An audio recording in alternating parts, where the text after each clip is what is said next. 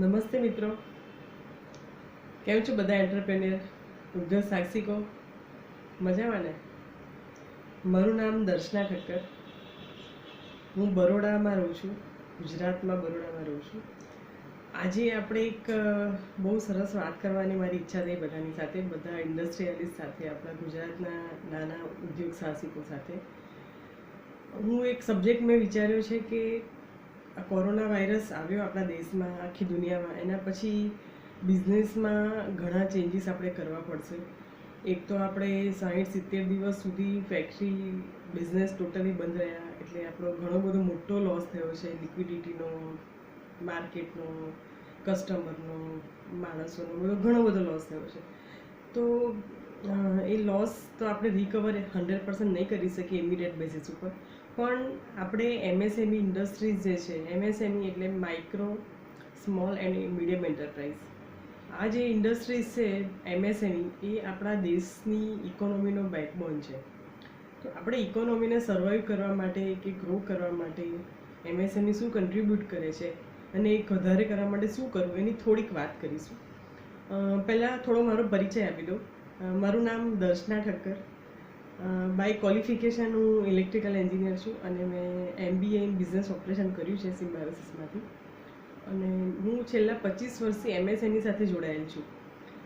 મને બહુ જ ગમે છે એમએસએમઈમાં જ્યારે ગ્રો થાય છે, નાની કંપનીઓ જ્યારે ગ્રો થઈને બિઝનેસ વધારે છે, પ્રોફિટ વધારે છે, ગ્લોબલ માર્કેટમાં આપણી ફૂટપ્રિન્ટ ઊભી કરે છે. I am so proud of you all the MSME entrepreneur.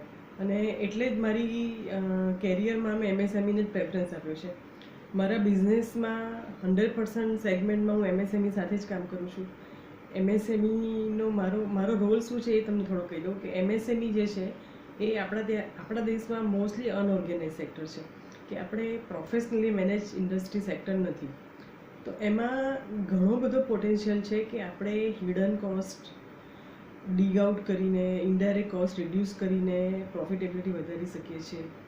આપણે ત્યાં કન્સેપ્ટ એવો છે કે કોસ્ટ કટિંગ કરવું, પણ હું કોસ્ટ કટિંગમાં નથી માનતી. કોસ્ટ રિડ્યુસ કરવી જોઈએ. કોસ્ટ કટિંગ કરવાથી પરફોર્મન્સમાં ઇફેક્ટ આવે છે, માર્કેટમાં આપણી ઇમેજ બગડે છે, પ્રોડક્ટની કે આપણી સર્વિસની ક્વોલિટી બગડે છે. તો એ બધું નહીં કરતાં કોસ્ટ રિડક્શન કરીએ, જેમાં સિસ્ટમેટિક વેમાં આપણે આપણા બિઝનેસમાંથી એવી ઘણી બધી વસ્તુઓ છે કે જ્યાંથી આપણે કોસ્ટ ઓછી કરી શકીએ છીએ અને આપણો પ્રોફિટ વધારી શકીએ છીએ. તો આ મારી બિઝનેસની મેઇન થિંગ છે કે હું કોસ્ટ રિડક્શન કરવામાં એમએસએમઈ ઇન્ડસ્ટ્રીને સપોર્ટ કરું છું. ઘણી બધી રીતે આપણે કોસ્ટ રિડ્યુસ કરી શકીએ. આપણે એના ઘણા બધા સ્કોપ છે કે આપણે પ્લાનિંગ પ્રોપર કરીએ, ઇન્વેન્ટરી પ્રોપર કરીએ, માણસોને યુટિલાઇઝ પ્રોપર કરીએ, મશીનરી પ્રોપર યુટિલાઇઝ કરીએ. આપણે કોઈ પણ જાતનું વધારાનું બહુ મોટું ઇન્વેસ્ટમેન્ટ કર્યા વગર આપણી existing facility, existing infrastructure, existing manpower, એ બધાને પ્રોપર યુટિલાઇઝ કરીને કેવી રીતે પ્રોડક્ટિવિટી વધારી શકાય, કોસ્ટ ઘટાડી શકાય, આ બધું આપણે જોવાનું મારું કામ છે. કે એમાં હું તમને હેલ્પ કરું છું કે આપણે કેવી રીતે કરી શકીએ. હવે એમએસએમઈની વાત કરું તો 27th જૂન એ ઇન્ટરનેશનલ એમએસએમઈ ડે છે. 2017માં યુનાઇટેડ નેશનની જનરલ એસેમ્બલી મિટિંગમાં એ લોકોએ નક્કી કર્યું કે એમએસએમઈ સેક્ટર જે છે એ આખી દુનિયાના બધી કન્ટ્રીમાં ગ્રોથ માટે, જોબ ઓપોર્ચ્યુનિટી માટે, એમ્પ્લોયમેન્ટ માટે બહુ મોટો ફાળો આપે છે. કે ઘણા બધા આપણા દેશના ઘણા બધા લોકો જે એમની રોજીરોટી મેળવે છે એ એમએસએમઈ થ્રુ મેળવે છે, અથવા તો એમએસએમઈ એન્ટરપ્રેન્યોર છે, પોતે પોતાનો નાનકડો બિઝનેસ કરે છે, ઉદ્યોગ છે, ઉદ્યોગ સાહસિક છે, ફેક્ટરી છે, લેબર જોબથી બિઝનેસ કરે છે, કંઈ પણ રીતે પોતે કામ કરે છે અને પોતાની રોજગારી મેળવે છે. એના સિવાય ઘણી બધી એમએસએમઈ ઇન્ડસ્ટ્રી બીજા લોકોને નોકરી પર રાખે છે, એમને કામ આપે છે. એમાં અનઓર્ગેનાઇઝ અને ઓર્ગેનાઇઝ સેક્ટર, કે જેમ કે ડેલી વર્કર હોય, સ્વીપર હોય, કોન્ટ્રાક્ટ વર્કર હોય, ફ્રીલાન્સ વર્કર હોય, આ બધે ડિફરન્ટ કેટેગરીના લોકોને, ઘણા બધા લોકોને આપણી એમએસએમઈ ઇન્ડસ્ટ્રી રોજગારી આપે છે. અને એની સાથે સાથે આપણા દેશની ઇકોનોમીમાં મહત્ત્વનો ભાગ આપે છે. દરેક દેશ માટે આ છે. એના લીધે કરીને જ 2017થી 27 જૂનને એમએસએમઈ ડે તરીકે ઉજવવાની શરૂઆત થઈ ગ્લોબલી. આખી દુનિયાના બધા દેશોમાં એને એમએસએમઈ ડે તરીકે ઉજવાય છે. હવે એમએસએમઈના દિવસે મને ઈચ્છા થઈ કે આપણા દેશના એમએસએમઈ ઇન્ડસ્ટ્રીયાલિસ્ટ માટે, અને ખાસ કરીને આપણું ગુજરાત તો ઉદ્યોગ સાહસિકોનું જ રાજ્ય છે, કે આપણે ગુજરાતમાં તો એટલા બધા બિઝનેસમેન છે કે કોઈને જોબ કરવા કરતાં બિઝનેસ કરવામાં વધારે ઇન્ટરેસ્ટ છે. ઇવન જે ઘણા લોકો જોબ કરતા હોય છે એને પણ એવું છે કે હું મારો કંઈક પોતાનું પહેલાં પાર્ટ ટાઈમ, પછી ફૂલ ટાઈમ અથવા તો કંઈક મારો પોતાનો બિઝનેસ કરું. તો ગુજરાત એ આપણી ઉદ્યોગ સાહસિકોની ભૂમિ છે એવું કહેવાય. તો એના માટે મને બહુ ઈચ્છા થઈ કે હું એક નાનકડો પ્રોગ્રામ તૈયાર કરું. ને હવે જે આપણે કોરોના વાયરસ પછી ઘણી બધી નવી ચેલેન્જીસ આવવાની છે. ઘણા બધા સ્માર્ટ, ઇન્ટેલિજન્ટ, ભણેલા, એજ્યુકેટેડ ઉદ્યોગ સાહસિકોને તો ઘણું બધું નોલેજ છે અને પોતાની રીતે પોતાની ફેક્ટરીમાં ચેન્જીસ કરે છે. પણ જે નાના ઉદ્યોગકાર છે કે જેની પાસે બહુ વધારે એક્સપર્ટાઇઝ નથી, નોલેજ નથી અથવા તો ટાઈમ નથી, તો એમને ગાઈડ કરવાના હેતુથી મેં એક નાનકડો પ્રોગ્રામ ડિઝાઇન કર્યો છે કે આપણે કોરોના વાયરસ પછી આપણી એમએસએમઈ ઇન્ડસ્ટ્રીમાં અથવા તો micro and small industry specifically, medium સાઇઝવાળાને તો ઘણા બધા રિસોર્સિસ છે તે કેન યુટિલાઇઝ એટ રિસોર્સિસ. તો આપણી નાની કંપનીઓને, લઘુ ઉદ્યોગોને કેવી રીતે ચેન્જીસ કરવા જોઈએ આગળ ગ્રો કરવા માટે. કોરોના પહેલાં આપણે જે કામ કરતા હતા આપણે કામ એ જ કરવાનું છે, પણ આપણે એ જ રીતે કરીશું તો તમને લાગે છે કે આગળ એ લાંબુ ચાલશે, આગળ સર્વાઈવ કરાશે, આપણે એમાં આગળ સારો પ્રોફિટ કરી શકીએ, લાંબો ટાઈમ ચાલી શકીશું? આ બધા, એ સિવાય આપણા લિક્વિડિટીના ક્રાઇસિસ છે, માણસોના ક્રાઇસિસ છે, ઘણા બધા પ્રોબ્લેમ્સ આપણી પાસે અત્યારે ઊભેલા છે કે ગવર્મેન્ટની ગાઈડલાઇન ફોલો કરવાની છે, માણસોની હેલ્થની ચિંતા કરવાની છે. તો આ બધી ચેલેન્જીસની વચ્ચે આપણે કેવી રીતે સર્વાઈવ થવાનું છે, તો એની માટે થોડીક હું તમને ગાઈડન્સ આપીશ આજના દિવસે. એમએસએમઈની હું તમને એક બેકગ્રાઉન્ડ આપી દઉં કે આપણી જે ઇન્ડિયાની વાત કરીએ તો જે આપણો ઇન્ડિયાનો ટોટલ મેન્યુફેક્ચરિંગ આઉટપુટ છે ને એનો 45%, 45% જેટલો હિસ્સો મેન્યુફેક્ચરિંગ આઉટપુટનો એમએસએમઈમાંથી આવે છે. એટલે કે જેટલી આપણી ઇન્ડિયામાં જેટલી વસ્તુઓનું પ્રોડક્શન થાય છે, જેટલી પ્રોડક્ટ બને છે, એ બધામાંથી 45% પ્રોડક્ટ એમએસએમઈ દ્વારા બને છે. હવે તમે વિચારો કે કેટલો મોટો ફાળો થયો એમએસએમઈનો.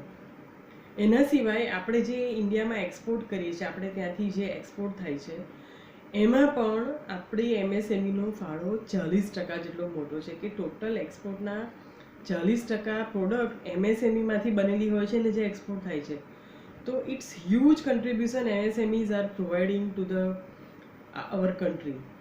આપણા દેશના જીડીપીની વાત કરીએ તો જે આપણા ઇન્ડિયાનો જીડીપી છે એનો લગભગ 7% હિસ્સો મેન્યુફેક્ચરિંગની વાત કરું તો મેન્યુફેક્ચરિંગ ઇન્ડસ્ટ્રીમાંથી આપણા જીડીપીમાંનો 7%નો હિસ્સો આપણી એમએસએમઈ આપે છે, અને 30%નો હિસ્સો એમએસએમઈની સર્વિસ ઇન્ડસ્ટ્રી આપે છે. Different kind of service industries પણ એમએસએમઈમાં રજીસ્ટર હોય છે.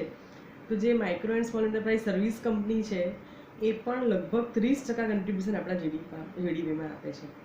એટલે કે ટોટલ 37% ફાળો આપણી એમએસએમઈ ઇન્ડસ્ટ્રી આપણા દેશની જીડીપીને આપીએ છીએ. એ બહુ નાનું કન્ટ્રીબ્યુશન નથી, એ બહુ જ મોટું કન્ટ્રીબ્યુશન છે. એટલે આટલું મોટું કન્ટ્રીબ્યુશન છે આપણા દેશને. અને હવે થોડાક વર્ષોમાં સરકાર પણ પ્રયત્ન કરે છે કે આપણી એમએસએમઈ ઇન્ડસ્ટ્રી ગ્રો થાય, એને સપોર્ટ મળે, એની પ્રોસ્પરિટી આવે. આ બધી રીતે ગવર્મેન્ટનો પણ સપોર્ટ છે. એટલે અને જે યુએન નેશનવાળાએ ચાલુ કર્યું આપણું આ એમએસએમઈ ડે, એની પાછળનું કારણ પણ એ જ હતું કે આટલી મોટી ઇન્ડસ્ટ્રીઝ છે કે જે નાની હજારો લાખો ઇન્ડસ્ટ્રીઝ ભેગી થઈને એક મોટું દેશનો સપોર્ટ કરે છે. તો એના માટે જે મોટો રોજગાર આપે છે, તો લોકોમાં અવેરનેસ આવે, એટલા માટે કરીને યુએન નેશને આ એમએસએમઈ ડે સેલિબ્રેટ કરવાનું ચાલુ કર્યું કે લોકોને ખબર પડે કે એમએસએમઈ શું છે, અને વધારે ને વધારે લોકોને પ્રેરણા મળે કે પોતે પોતાનો માઇક્રો કે સ્મોલ બિઝનેસ ચાલુ કરે અને પોતે તો રોજગારી લે જ, સાથે સાથે બીજાને પણ રોજગારી આપે. તો આ હેતુથી આ એમએસએમઈ ડે ઉજવવાનું ચાલુ થયું.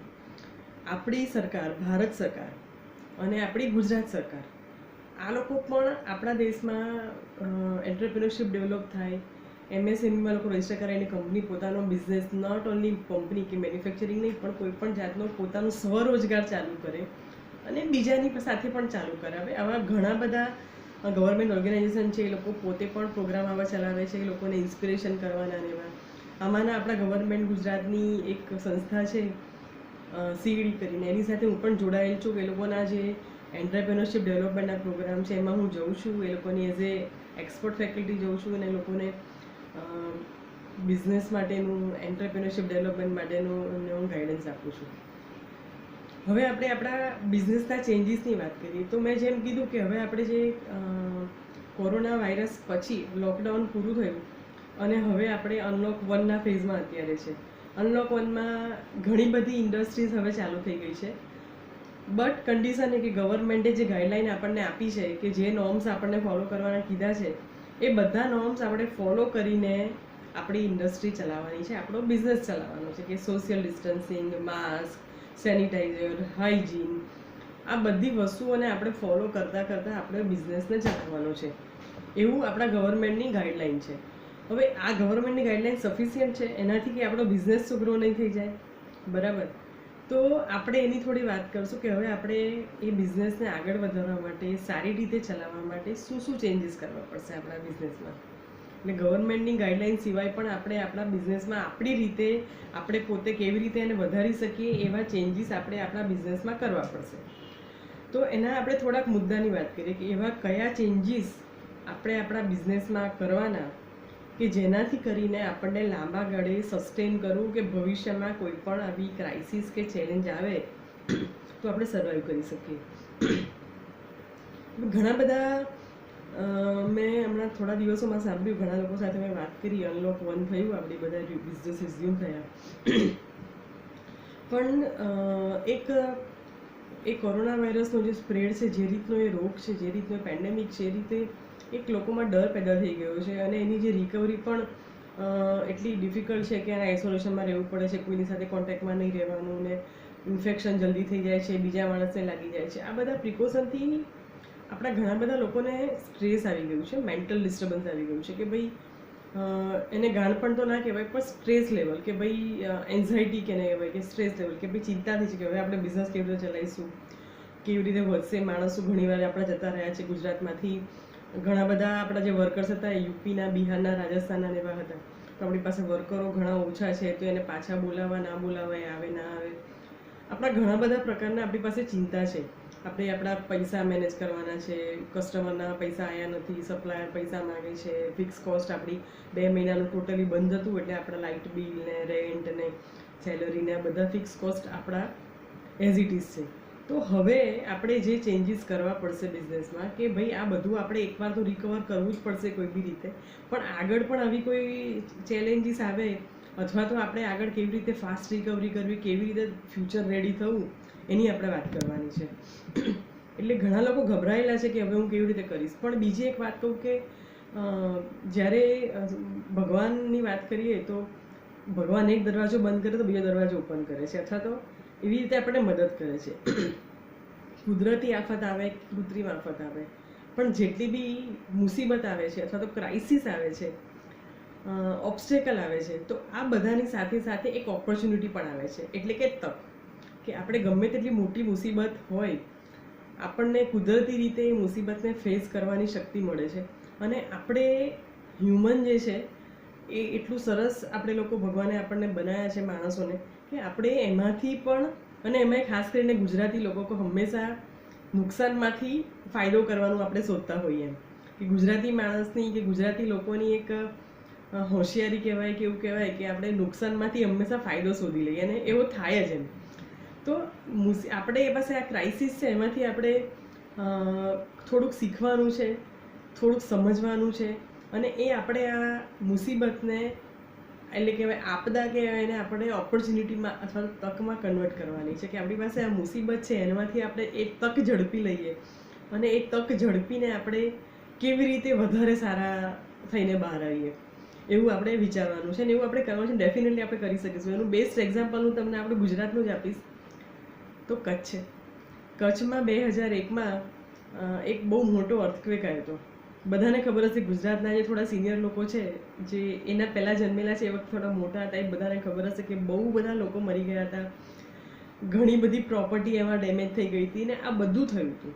તો એના પહેલાં આપણે ભૂકંપ પહેલાંની વાત કરીએ તો એ ભૂકંપ પહેલાં 2001 પહેલાં કચ્છમાં રોજગારીની તકો બહુ ઓછી હતી.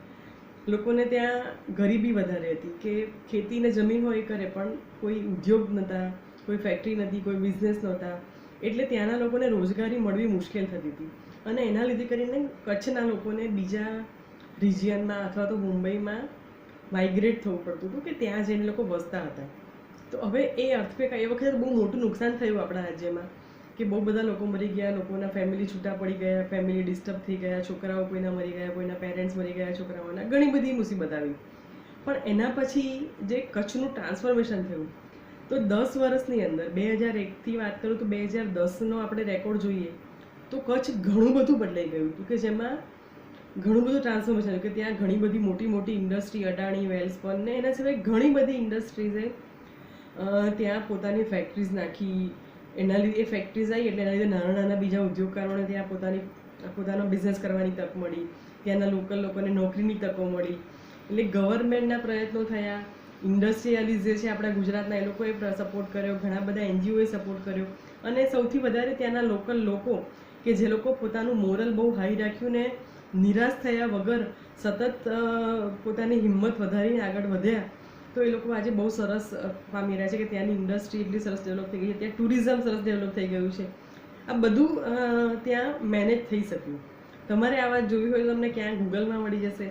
એના સિવાય એક મેં આર્ટિકલ પોસ્ટ કર્યો છે, મારો બ્લોગ પોસ્ટ કરું છું, એમાં પણ તમને વાંચવા મળશે. એ બ્લોગ ઇંગ્લિશમાં હોય છે પણ MSME સારથી કરીને બ્લોગ છે મારી પર તમને આ વાંચવા મળશે. મેં 2 મહિના પહેલાં લોકડાઉન સ્ટાર્ટ થયું ત્યારે આ વસ્તુ પોસ્ટ કરી હતી. તો બહુ સારી તકો છે. હવે આપણે આપણી મૂળ વાત કરીએ કે MSMEમાં આપણે કયા કયા પ્રકારના આપણી બિઝનેસમાં, આપણી ફેક્ટરીમાં ચેન્જીસ કરવા જોઈએ જેથી કરીને આપણને ફ્યુચરમાં સારી તકો મળી રહે. તો પહેલી વાત છે, સૌથી પહેલી વાત છે પીપલ સેફટી અને એની માટેની સ્ટ્રેટેજી કે વ્યૂહરચના. આપણે આપણા લોકો, આપણા એમ્પ્લોયી કે જે આપણી માટે કામ કરે છે, કદાચ એવું બને કોઈ એમ્પ્લોયી હમણાં રિસન્ટલી જોઈન થયો હોય અથવા તો કોઈ બહુ વર્ષો જૂનો હોય પણ એ આપણી માટે કામ કરે છે, આપણા બિઝનેસ માટે કામ કરે છે. આપણા બિઝનેસ ભલે આપણે એને પૈસા આપીએ છીએ, સેલરી આપીએ છીએ, પણ એઝ એ હ્યુમન એક આપણે આપણો એમ્પ્લોયી છે, આપણી સાથે કનેક્ટેડ છે, તો એક બોન્ડિંગ છે આપણું એની સાથે. આજની તારીખની વાત કરીએ તો વર્લ્ડમાં એવું થયું છે કે શેર હ્યુમ્યુનિટી એટલે કે બધા લોકો એકબીજાને એઝ એ હ્યુમન હેલ્પ કરવાની, કે એઝ એ આપણે એમ જઈને કહીએ ને ગુજરાતીમાં કે માણસાઈની દ્રષ્ટિએ, તો માણસાઈની દ્રષ્ટિએ આપણે એક વિચારવાનું છે. તો આપણે એમ્પ્લોયીની સેફટીની પહેલાં ચિંતા કરવાની છે. હું એવું નથી કહેતી કે આપણે બિઝનેસમાં લોસ કરવાનો છે કે આપણે આપણા બિઝનેસની ચિંતા નથી કરવાની છે, એની પણ આપણે કરવાની જ છે. આપણે સર્વાઈવ કરીશું તો આપણે આપણા એમ્પ્લોયીને સારી રીતે રાખી શકીશું. પણ એની પણ આપણે આગળ વાત કરીશું આગળ કે આપણે આપણા બિઝનેસમાં કેવી રીતે સર્વાઈવ કરવું, કોસ્ટ કેવી રીતે કંટ્રોલ કરવી, કેવી રીતે મેનેજ કરવું, ફંડ નહીં, બધું એની વાત આપણે ડેફિનેટલી કરીએ છીએ. પણ સૌથી પહેલું મોસ્ટ ઇમ્પોર્ટન્ટ પીપલ, આપણા માણસોની સ્વાસ્થ્ય. માણસો સ્વાસ્થ્યથી સારા હશે તો એ આપણું કામ કરશે, દિલથી કામ કરશે તો આપણને પ્રોફિટ આપશે. એ લોકો કામ કરશે તો આપણી પ્રોડક્ટ બનશે, આપણે વેચીશું અને ફરી આપણી પાસે પૈસા આવશે. તો આ આખી એક સાયકલ છે. તો એની માટે સૌથી પહેલાં આપણે માણસોની સેફટીની વાત કરવાની. ગવર્મેન્ટે તો ગાઈડલાઈન આપી છે કે તમે બધાને કમ્પલસરી માસ્ક પહેરવાનું, સેનિટાઇઝેશન બૂથ આપણે આપણી કંપનીમાં લગાવ્યા છે, સેનિટાઈઝર લગાવ્યા છે કે બધાએ સેનિટાઈઝ કરીને જ જવાનું, માસ્ક કમ્પલસરી પહેરવાનું, સોશિયલ ડિસ્ટન્સિંગ અમુક મેન્ટેન કરવાનું. આ બધું ગવર્મેન્ટની ગાઈડલાઈન પ્રમાણે આપણે મેન્ટેન કરીએ છીએ અને આપણે કરવું પડે છે કાયદાની રીતે, એટલે આપણે કરીએ છીએ. પણ તમે એનાથી આગળ વિચારો, કાયદાથી આગળ, કે એ તો આપણે કરીએ છીએ પણ એના સિવાય ઘણી જગ્યાએ એવા પોઈન્ટ છે કે જેને આપણે અવોઇડ કરી શકીએ છીએ ટચ કરવાનું. ફોર એક્ઝામ્પલ હું આપીશ તો અમુક કંપનીમાં માણસોની હાજરી માટે પંચ સિસ્ટમ હોય તો ફિંગરપ્રિન્ટથી પંચ કરવાનું હોય, બરાબર. ફિંગરપ્રિન્ટ આપણને ખબર નથી કે આટલા બધા માણસો આપણી ફેક્ટરીમાં કામ કરવા આવે છે, એમાંથી કોણ ઇન્ફેક્ટેડ છે, કોણ ક્યાં ટચ કરીને આવ્યો છે. કદાચ ઇન્ફેક્ટેડ નથી પણ કોઈ જગ્યાએ એને ટચ થયું હોય અને ત્યાં ઇન્ફેક્શન લાગેલું હોય, એના હાથમાં હોય, વોટ એવર. તો આ બધી કન્ડિશનમાં આપણે એકબીજાનો ટચ, એકબીજાને અડકવાનું ઓછામાં ઓછું કરી શકીએ એવો પ્રયત્ન કરવો જોઈએ. તો એની માટે ઘણી જગ્યાએ આંગળીવાળા હાજરીના હોય છે, કાં તો ચોપડામાં લખવાનું હોય છે. તો આ જે બધી હાજરીની આપણી મેથડ છે, અથવા તો કોઈ જગ્યાએ તમે કંપનીમાં જાઓ તો વિઝિટરને પણ એન્ટ્રી કરાવીએ છીએ. તો આ બધી એક પેન હોય ને એક ચોપડો હોય, એમાં 100 જણા કે 10 જણાનો હાથ લાગ્યો હોય, એમાં ક્યાં ઇન્ફેક્શન લાગ્યું હોય, આ એટલા માટે કે આ ચેપી રોગ છે એ આપણને ખબર નથી. તો એવા જે પોઈન્ટ્સ છે તમારી કંપનીમાં ઓબ્ઝર્વ કરો કે એવા જેટલા પોઈન્ટ્સ છે જ્યાં કોઈ ટચ કરી શકે છે અને કોમન એરિયા છે, તો એ જે મિનિમાઇઝ થતું હોય એ કરો. અત્યારની કન્ડિશનમાં બાયોમેટ્રિક એવા આવી ગયા છે કે માણસ તમારું થોડોક ખર્ચો થાય 10-1 હજારનો, માણસ આવીને પંચિંગ મશીનની સામે ઊભો રહે, એની આંખોથી સ્કેન થઈ જાય, કોઈ માણસને ટચ કરવાની જરૂર ના પડે. તો તમે પોસિબલ થોડું ઇન્વેસ્ટમેન્ટ કરીને એમાં થોડા પૈસા ઇન્વેસ્ટ કરો, અથવા તો કોઈ એક જ જણને બેસાડો કે જે બધાની હાજરી રજિસ્ટરમાં નોટ કર્યા કરે. આવું બધું નાના ચેન્જીસ કરો. બીજા આવા ઓબ્ઝર્વેશન કરો કે તમારી ફેક્ટરીમાં ક્યાં ક્યાં કોમન એરિયા છે કે જ્યાં ટચ કરવાની પોસિબિલિટી છે, એ આપણે આઈડેન્ટિફાઈ કરીને એને દૂર કરવા પડશે. મોટી કંપનીએ તો ફેસિલિટી આપી છે અને ગાઈડલાઇન પણ આપી છે કે ભાઈ લંચ એરિયા પણ ડિસ્ટ્રીબ્યુટ કરી દીધા, કે ભાઈ લંચમાં બી સાથે નહીં બેસવાનું, કે બધાના લંચ અલગ અલગ ટાઈમ કર્યા, કે ભાઈ અડધાનો 12 થી 12:30, તો 12:30 થી 1 થી 1:30, એવું ઘણી બધી કંપનીઓએ, મોટી કંપની પાસે HR હોય ને બધું હોય, લોકોએ કર્યું છે.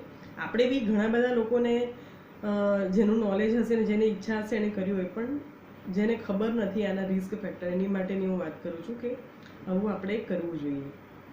બીજી એક વાત કરું કે ગ્લોબલ સર્વે પ્રમાણે દુનિયાના 64% લોકો કે જે લોકો જોબ કરે છે એ લોકો સ્ટ્રેસમાં છે, એટલે કે એન્ઝાયટી એટલે ચિંતામાં છે કે એની જોબ જતી રહેશે, જોબ કન્ટિન્યુ કરશે, ક્યાંક મને કોરોના તો નહીં લાગી જાય ને, મારા ફેમિલીવાળાને તો નહીં લાગી જાય ને, મારા ઘરમાં પેરેન્ટ્સ ઘરડા છે કે નાના છોકરાઓ છે કે વાઈફ છે, કોઈ પેશન્ટ છે. આ બધી ઘણી બધી ચિંતામાં માણસો જીવે છે આ રોગને લઈને.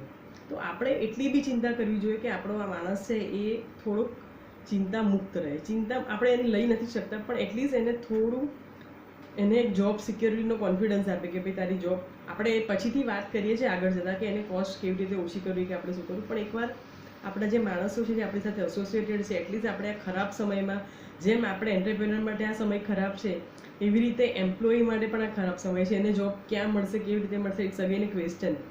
તો આપણે એને એક સિક્યોરિટી આપીએ કે ભાઈ કોન્ફિડન્સ લેવલે આપીએ કે ભાઈ તારી જોબ સિક્યોર છે. ઠીક છે, આપણે પૈસાનું પ્લસ માઇનસ કરીએ અલગ વાત છે, તો આવો એક કોન્ફિડન્સ લેવલ ડેવલપ કરવો પડશે. બીજું કે આપણે એને સેફ વર્કિંગ એન્વાયરમેન્ટ આપવું પડશે કે ભાઈ એ જ્યારે કંપનીમાં આવે છે એટલે એને ખબર પડે કે ભાઈ આ કંપનીમાં જવામાં વાંધો નથી, સેફટી છે, સોશિયલ ડિસ્ટન્સિંગથી આપણને બેસવાની જગ્યા આપી છે કે કામ કરવાની જગ્યા આપી છે, સેનિટાઈઝર બરાબર છે, માસ્ક પહેરે છે, આ બધી વસ્તુઓની આપણે એને પાણી ને બધું એને ચોખ્ખું મળે છે કે નહીં, આ બધી વસ્તુઓની આપણે એને સપોર્ટ કરવો જોઈએ. બીજી એક વાત છે કે માણસોને પોતાની હેલ્થની ચિંતા હોય, એટલે એવું આપણે એન્વાયરમેન્ટ ઊભું કરવાનું કે માણસ ફિયરલેસ થઈને કામ કરવા માટે આવી શકે, એની સેફટીની ચિંતા કરવાની. એટલે આ સ્ટ્રેસવાળા વાતાવરણમાં આપણે માણસોને આ રીતનો સપોર્ટ, મોરલ સપોર્ટ જેને કહેવાય, આપવો પડશે. બીજું એક છે કે ભાઈ આજે આપણે એમ્પ્લોયીની આગળ વિચારો. આપણે ગુજરાતમાં તો ઘણું બધું સારું છે કે આપણા કંપનીના ઓનરનો એમ્પ્લોયીના ફેમિલી સાથે બી ઘણીવાર આપણે કોઈ ગેટ ટુગેધર કરતા હોઈએ, કોઈ પ્રોગ્રામ કરતા હોય, ફેમિલી પ્રોગ્રામ કરતા હોઈએ. ઘણા બધા લોકો કંપનીવાળા આવું કરે છે અને કોન્ટેક્ટમાં હોય છે, પણ આપણે આ ખરાબ સમયમાં એમ્પ્લોયીથી આગળ એના ફેમિલી વિશે બી વિચારવું પડશે. આપણે કંઈ પૈસા નથી ખર્ચવાના એમાં, પણ એને એક મદદ કરવાની છે, એક ગાઈડન્સ આપવાનું છે કે ભાઈ સપોઝ કોઈના ઘરમાં કોઈ સિનિયર સિટીઝન છે, પેરેન્ટ્સ ઘરડા છે કે નાના છોકરાઓ છે, તો આ લોકોની પણ એને ચિંતા હોય છે. તો આપણે એક મોરલ એન્વાયરમેન્ટ કે મોરલ સપોર્ટ કે ભાઈ એટલું ફ્રીડમ કે ફ્રેન્ડલી રાખીએ એમ્પ્લોયીને આપણા, કે એને કંઈ પ્રોબ્લેમ હોય તો આપણને કહી શકે. એના સિવાય બીજું આપણે એક એવું રાખવું જોઈએ કે એકાદ વાર અથવા તો 15-20 દિવસે કે મહિને એકવાર એક અવેરનેસ કે કોઈ ટ્રેનિંગ કે કોચિંગ જેવું રાખવું જોઈએ કે જેનાથી આપણે આપણા એમ્પ્લોયીને ગાઈડન્સ આપીએ. ગાઈડન્સ કઈ રીતે કે પહેલાં તો આ રોગથી બચવા માટે શું શું કરવાનું છે આપણે, કે ભાઈ કેવી રીતે આપણે જે બધા પ્રિકોશન કીધા એ તો કરવાના. એના સિવાય સપોઝ હેન્ડ ગ્લોવ્સ પહેરવાના, કે ક્યાંક અડકે તો તરત હાથ ધોવાના, સેનિટાઈઝર યુઝ કરવાના. આ બધા પ્રિકોશનની આપણે એને, કારણ કે બધા, હું નથી માનતી કે બધા લોકોને કમ્પ્લીટલી આનું નોલેજ હોય બધા માણસોને. તો આપણે આપણા માણસો એટલીસ્ટ જે કામ કરે છે એને આવું કોઈ ટ્રેનિંગ પ્રોગ્રામ થ્રુ કે કોઈ ઓનલાઈન વિડીયો પ્રોગ્રામ થ્રુ, કોઈ યુટ્યુબનો વિડીયો બતાવીને અથવા કોઈને બોલાવીને, કોઈનો પ્રોગ્રામ કરાવીને આપણે એને આવું ગાઈડન્સ, અથવા આપણે પોતે જો કેપેબલ છે તો આપણે પોતે એને આવું ગાઈડન્સ આપીએ કે ભાઈ આટલા પ્રિકોશન તારે લેવાના, અને એને કહેવાનું કે તું આ વસ્તુ તારા ફેમિલીને પણ સમજાય, તારા છોકરાઓને સમજાય, તારા વડીલોને સમજાય, વાઈફને, કે ભાઈ આ રીતે આપણે પ્રિકોશન લેવાના છે. એના સિવાય પ્રિવેન્ટિવ એક્શન, કે ભાઈ સપોઝ આ નથી, આ રોગ ના થાય એની માટે શું આપણે ઘણું બધું અત્યારે સોશિયલ મીડિયા બહુ સરસ છે, વોટ્સઅપ, ફેસબુક ને યુટ્યુબ ને આ બધું આપણે જોઈએ છે કે આવું કરવાથી ના થાય. એ બધી વાત છે, ઘણી બધી સાચી છે, ઘણી બધી ફેક છે, પણ એટલું તો આટલા દિવસના આપણના થોડા એનાલિસિસ ને રિસર્ચ પછી ખ્યાલ હોય કે ભાઈ આપણે સપોઝ ગરમ પાણી પીએ કે આવું બધું કરીએ તો નાના મોટા જંતુ આપણા શરીરમાં ગયા હોય તો નીકળી જાય, અથવા તો અર્લી સ્ટેજમાં હોય તો મટી જાય, કે it is good for health. તો આવા જે વસ્તુ છે કે ભાઈ એમાં 2-3 પોઈન્ટ છે કે એક તો તમારે રેગ્યુલર એવું જે મારી પાસે કોઈ ગાઈડલાઈન આવી છે કોઈ હોસ્પિટલની, એમાંથી કહું છું તમને રેફરન્સ, કે આપણે ડેઈલી સ્ટીમ લેવી જોઈએ. જ્યારે આપણે બહાર જઈએ છીએ તો આપણા કોન્ટેક્ટમાં કોણ આવ્યું છે આપણને ખબર નથી, તો નાકમાં આપણે જેમ શરદી થાય ત્યારે સ્ટીમ લઈએ છીએ એવી સ્ટીમ લેવી જોઈએ ડેઈલી બેઝ પર, પોસિબલ હોય તો એટલીસ્ટ 2 વાર. અને એના સિવાય ગરમ વસ્તુઓનું સેવન કરવું, ગરમ પાણી પીવું કે એવું, બીજું વિટામિન સી લેવું કે લીંબુનું શરબત લેવું. આ બધું આપણને બધાને ખબર છે કે આપણે બહુ થોડા મોબાઈલ ને સોશિયલ મીડિયા બધું વાપરીએ છીએ તો આપણને ઘણી બધી વસ્તુઓ ખબર છે, પણ કદાચ ઘણા બધા વર્કરો પાસે કે આપણા માણસો પાસે કાં તો એને પાસે આવા મોબાઈલ કે એવું કશું નથી તો એને ખબર નથી, અથવા તો એણે કદી જોયું નથી કોઈ પણ રીઝનથી, અથવા તો ધ્યાનમાં નથી, તો આપણે એને જ્યારે કહીએ તો એ માણસ એ પણ શું કે જ્યારે કોઈ કંપનીનો ઓનર કોઈ વસ્તુ માણસોને કહે ત્યારે એ વાત એને સાચી લાગે છે. આ એક સાયકોલોજીકલ બેરિયર છે કે પોતે પોતાની જાત પર કરતાં બીજાના પર થોડો ભરોસો કરે કે મારા શેઠે કીધું છે ને તો આવું કરવાનું. તો આવું થોડું ગાઈડન્સ આપીએ આપણે એને, કોઈ ટ્રેનિંગ પ્રોગ્રામ તો કે આપણે પોતે એને આવું સમજાવીએ થોડા દિવસે, 15 દિવસે એકવાર કે અડધો કલાકનું સેશન રાખીએ આવી રીતે. એના સિવાય એક રિક્વેસ્ટ કરું છું બધા જ એમ્પ્લોયરને કે આજે માણસ પોતાના આખા 24 કલાકમાંથી 8 થી 10 કલાક પોતાના બિઝનેસની જગ્યા પર કાઢે છે, જોબની જગ્યા પર કે ફેક્ટરીમાં કે ઓફિસમાં ગમે ત્યાં. તો એક વસ્તુ છે કે હોટ વોટર ડ્રિંકિંગ, એ બહુ ગરમ પાણી પીવું એ આ રોગ માટે બહુ સારી વાત છે. તો બધાને રિક્વેસ્ટ કરીશ, બધા જ એમ્પ્લોયરને, કે પોતાની ફેક્ટરીમાં એમ્પ્લોય માટે એટલીસ્ટ હોટ વોટર ફેસિલિટી ઊભી કરો. અને બધાને ફરજ તો ના પડે પણ રિક્વેસ્ટ કરો કે ભાઈ જેટલું પોસિબલ હોય એટલીસ્ટ દિવસમાં 2 થી 3 વાર ગરમ હૂંફાળું પાણી પીવે. કોઈ પણ તમે કેટલ લાવો કે હોટ વોટરનું હીટર જેવું આવે છે એવું લાવો, કે ગમે તે રસ્તાથી એને ગરમ પાણી પેલા વોટર હીટર જે વોટર કુલર આવે છે એમાં પણ હોટ વોટરની ફેસિલિટી હોય છે. તો કોઈ પણ તમારા માણસોની સંખ્યા પ્રમાણે કે તમારી કેપેસિટી પ્રમાણે માણસોને દિવસમાં 2 વાર એટલીસ્ટ ગરમ પાણી મળી રહે અને પીવે તો એની હેલ્થ માટે સારું છે. આવું વિચારીને એક ફેસિલિટી ઊભી કરો તમારી બિઝનેસમાં.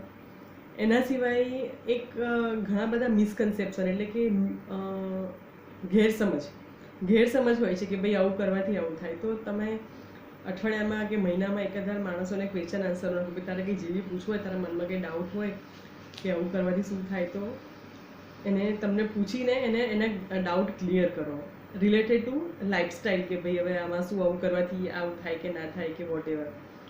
બીજું કે અર્લી સ્ટેજના સિમ્ટમ્સનું પણ ગાઈડન્સ આપવું. બધાને કદાચ સરકાર તો એની રીતે પોતાનું માર્કેટિંગ કરે છે, જાહેરાત બી કરે છે કે ભાઈ આવું થાય તો તમે તરત ડૉક્ટરને કોન્ટેક્ટ કરો કે આ તે બધું એમ. પણ જ્યાં સુધી આપણે આટલા દિવસોમાં જોયું છે, આટલા મહિનાઓમાં જોયું છે કે અર્લી સ્ટેજમાં જો રોગ ડિટેક્ટ થઈ જાય તો એનું ક્યોર જલ્દી થઈ જાય છે. તો માણસોને સમજાવો તમારા કે ભાઈ આવા સિમ્ટમ્સ હોય તો એને પોસિબિલિટી છે તો તમે લોકો તાત્કાલિક ડૉક્ટરનો કોન્ટેક્ટ કરો. તો આવી રીતે આપણી બિઝનેસનું ફર્સ્ટ સ્ટેપ છે પીપલ્સ સેફટી.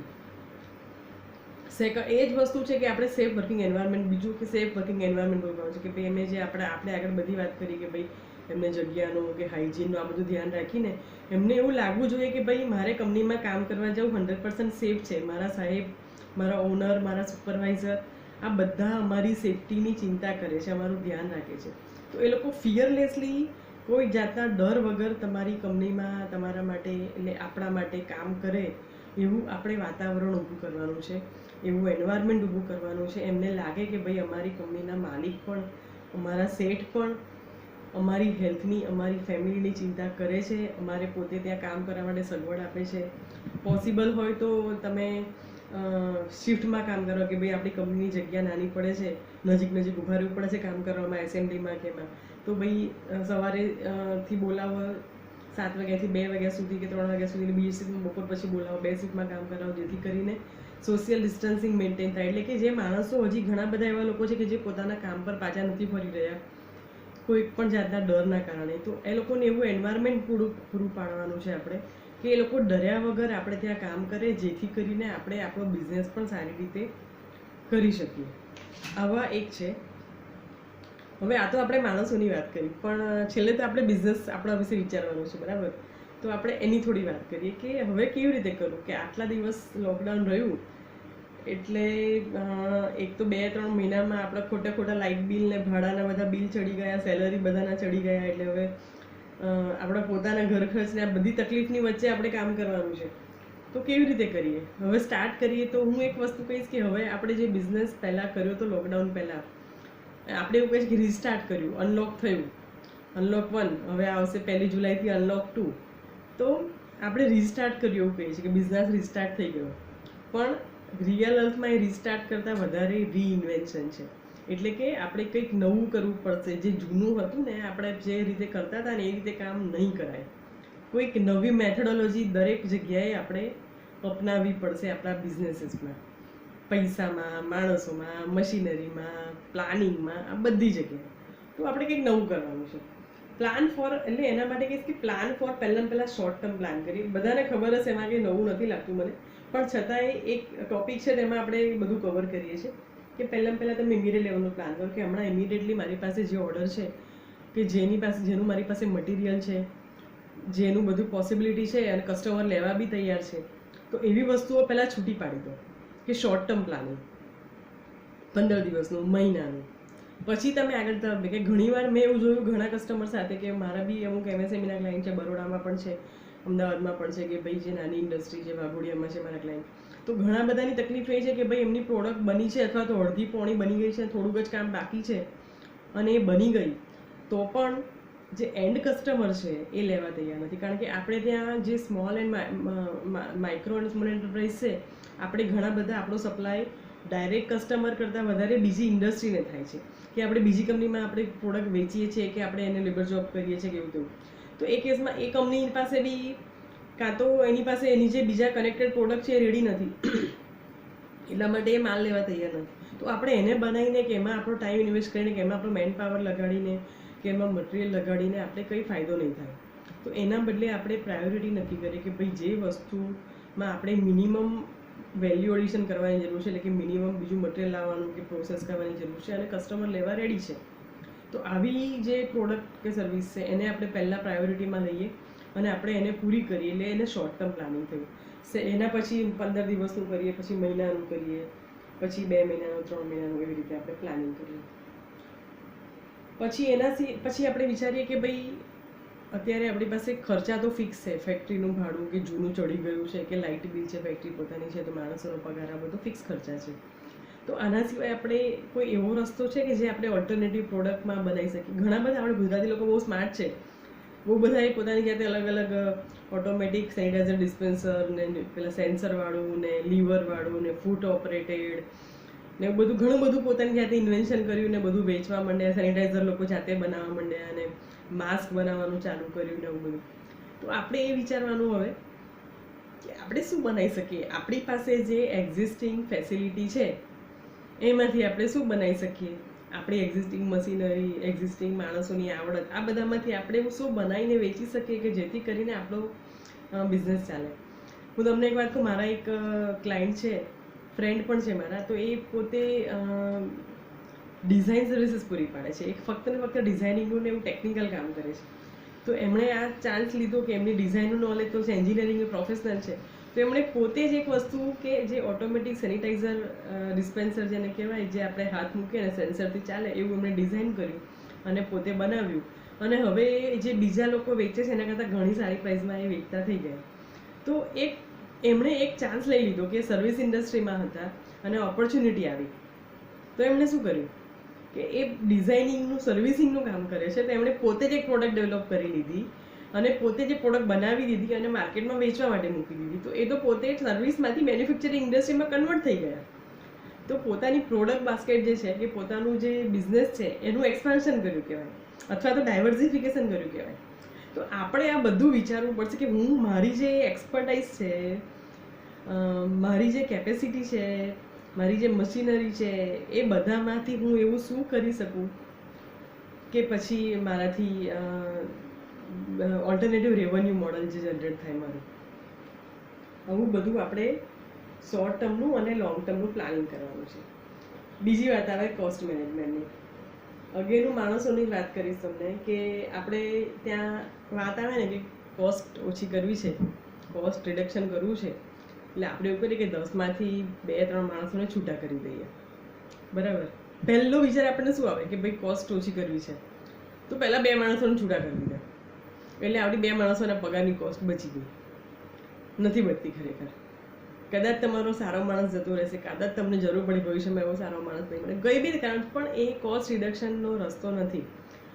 કોસ્ટ રિડક્શન અને કોસ્ટ કટિંગમાં ડિફરન્સ છે. તમે જે કર્યું છે એ કોસ્ટ કટિંગ કર્યું છે, હું તમને કોસ્ટ રિડક્શન કરવાની વાત કરું છું. તમે તમારા બિઝનેસનું ડિટેલ એનાલિસિસ કરશો એવી તમને કમસે કમ 10 જગ્યા મળશે કે જ્યાં તમે કોસ્ટ ઓછી કરી શકો છો. કોસ્ટ કાપવાની નથી. કોઈ જગ્યાએ તમારે કશી વસ્તુ કોસ્ટ કટિંગ કરવાથી પ્રોડક્ટની ક્વોલિટીમાં ઇફેક્ટ આવે, માણસોમાં ઇફેક્ટ આવે, હ્યુમન મોરલ ડાઉન થાય. તો આ બધું નથી કરવાનું. આપણે કોસ્ટ રિડ્યુસ કરવાની છે. કે ઘણી બધી એવી હિડન કોસ્ટ છે કે છુપાયેલી કોસ્ટ છે કે જે ઇનડાયરેક્ટ કોસ્ટ છે, જે આપણને દેખાતી નથી, આપણને વિઝિબલ નથી, એ આપણે ઓછી કરવાની છે. તો આપણે એક વસ્તુ એવું કરીએ કે કોસ્ટ મેનેજમેન્ટ માટે માણસોને લે ઓફ કરવાને બદલે એવો બીજો એક ઓલ્ટરનેટિવ વિચારે કે સપોઝ આપણી પાસે 10 માણસો છે, તમે 10માંથી 2 માણસોને કાઢી મૂકશો તો એ 2 માણસો ક્યાં જશે? અત્યારે એને જોબ મળવી પણ મુશ્કેલ છે. એના બદલે આપણે એવું કરીએ કે 10 માણસોને કહીએ કે ભાઈ અત્યારે આપણા બિઝનેસ ઓછા, ખરેખર જો ઓછા થયા હોય તો આપણો બિઝનેસ સારો છે, પ્રોસ્પેરિયસ છે, તો કોઈ જરૂર નથી. પણ ખરેખર જો ઓછા થયા છે તો આપણે એવી ઓફર આપીએ ને કે ભાઈ તારો જે સેલરી છે એમાંથી હું 10% સેલરી કે 20% સેલરી ટેમ્પરરી 3 મહિના કે 6 મહિના કે 1 વર્ષ માટે ઓછો કરું છું. એમાં આપણે 2 ઓપ્શન આપી શકીએ.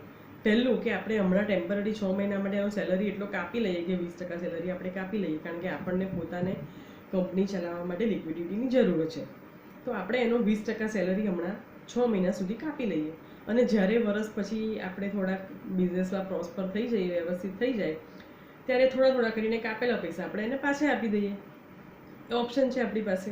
એના સિવાય બીજો ઓપ્શન એ છે કે આપણે એને પરમેનન્ટ કે ભાઈ આ 6 મહિના સુધી તને જે સેલરી છે એનો 20% કે 15% કે 30% વોટ એવર તમારા બિઝનેસના બજેટ પ્રમાણે એ સેલરી તને ઓછો મળશે. હવે એ માણસને જો એવું હશે કે ના મારે સેલરી વધારે જોઈએ છે ને મને વધારે બીજું આપે તોય જતું રહેશે છોડીને, દેટ ઇઝ વન ઓપ્શન. પણ સપોઝ આજે અત્યારની કન્ડિશનમાં જોબ મળવી મુશ્કેલ છે, તો એ માણસને આપણે એટલા ઓછા સેલરીમાં પણ ટકાઈને આપણે કામ કરાવી શકીએ છીએ. તો આપણું કામ એ રીતે પણ, એ આપણી કોસ્ટ મેનેજમેન્ટ પણ થઈ ગઈ અને માણસો પણ આપણા સચવાઈ ગયા. ત્રીજો ઓપ્શન, ફિક્સ વત્તા વેરિયેબલ સેલરી કરીએ આપણે કે ભાઈ સપોઝ કોઈનો આપણે 15,000 પગાર આપીએ છીએ તો આપણે એને ડિવાઈડ કરી દઈએ કે 20,000 કે 50,000 વોટ એવર તમારી જે સેલરી રેન્જ હોય, 10,000થી લઈને લાખ રૂપિયા સુધીનો પગાર આપણા એમ્પ્લોયનો હોય શકે. ભાઈ કોઈ મેનેજર છે, જનરલ મેનેજર છે, તો એનો લાખ રૂપિયા સેલરી પણ હોય કંપનીમાં, એ હોઈ શકે છે. તો આપણે એમાં એવું કરી શકાય કે એને ફિક્સ વત્તા વેરિયેબલમાં કન્વર્ટ કરીએ કે ભાઈ સપોઝ જે બી સેલરી છે એના આપણે 60 કે 70% ફિક્સ સેલરી રાખીએ અને બાકીના વેરિયેબલ કે ભાઈ પરફોર્મન્સ પ્રમાણે તને મળશે. એમાં બી આપણે 2 ભાગ પાડી શકીએ પછી પરફોર્મન્સના, કે એનો પોતાનો પરફોર્મન્સ, કે સપોઝ એ પોતે સારું કામ કરશે, ડેડિકેટેડ કામ કરશે કંપની માટે, તો આપણે એને સપોઝ 70% સેલરી ફિક્સ છે, 15% તમે એને એના પરફોર્મન્સના આપો છો અને બીજા 15% તમે કંપનીના પરફોર્મન્સના આપો. સપોઝ એણે તો પરફોર્મન્સ સારું કર્યું પણ તો છતાં બી કંપનીનો ગ્રોથ નહીં થયો કે માર્કેટમાં મંદી છે કે કંઈ પણ છે, તો કંપનીનો ગ્રોથ નથી થતો આપણો, તો 15% એના બી કે સપોઝ મારી કંપની બી ગ્રો થઈ, આપણો બિઝનેસ ચાલ્યો, સારું સેલ્સ થયું, તો 15% બીજા એક્સ્ટ્રા વેરિયેબલ સેલરી. તો આપણે એવું ફિક્સ વત્તા વેરિયેબલ સેલરી મોડલ ડિફાઇન કરીને આપણી કોસ્ટને કંટ્રોલ કરી શકીએ છીએ.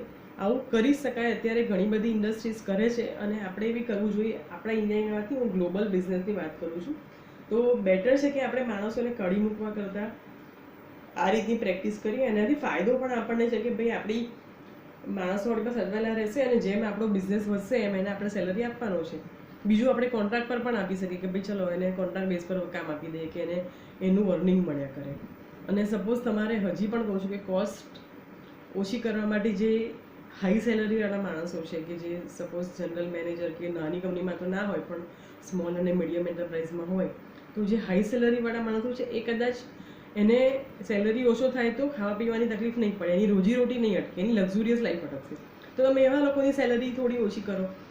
સપોઝ વર્કરની 15% ઓછી કરો છો તો મેનેજર કે જનરલ મેનેજરની 20% ઓછી કરો, એની ઉપરનાની 25% ઓછી કરો. આવું કંઈક કરીને પણ એક હેરાર્કી ડિફાઇન કરીને પણ તમે તમારી કોસ્ટને કંટ્રોલમાં રાખી શકો છો without laying off any single employee, કે જેને ખરેખર આ ખરાબ સમયમાં, ક્રાઇસિસના સમયમાં આપણી as a owner, as a કંપનીના માલિક, એન્ટરપ્રિન્યોરની જરૂરત છે. તો આવું આપણે કરી શકીએ છીએ. બીજા માણસો સિવાયની વાત કરીએ તો આપણે કેવા ચેન્જીસ કરવા પડશે બિઝનેસમાં. તો એક કન્સેપ્ટ છે હ્યુમન મશીન કોમ્બિનેશન. એટલે કે આપણે જેટલી વસ્તુ મશીનરીથી કરવી પોસિબલ હોય એને મેન્યુઅલી ઓછી કરીને મશીન ઉપર છોડીએ, એટલે કે ઓટોમાઇઝેશન આપણે કરીએ. કે આપણે સપોઝ હમણાં કોઈ નવું ઇન્વેસ્ટમેન્ટ ના કરવા માગતા હોય પણ જેટલું મિનિમમ મિનિમમ, કે હવે આપણને તકલીફ તો લેબરની અત્યારે છે જ કે વર્કર્સ ઘણા બધા ઓછા વર્કર્સથી આપણે ચલાવવું પડે છે. આપણે ગુજરાતના વર્કર્સ ઓવરટાઈમ નથી કરતા, આવું પણ મેં ઘણા બધા લોકોના સાથે સાંભળ્યું છે.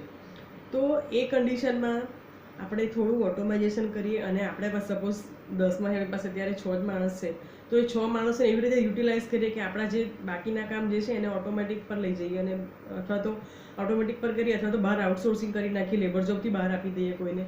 અને આપણે આપણા માણસો પાસે જે એવું કામ છે કે જે એણે કરવું પડે છે, ક્રિટિકલ છે, કે જે આપણે આઉટસોર્સ નથી કરી શકતા, અથવા તો જે વસ્તુ મશીનથી નથી કરી શકાતી એને આપણે એ વસ્તુને એલોટ કરીને આપણે એ રીતે કરીએ.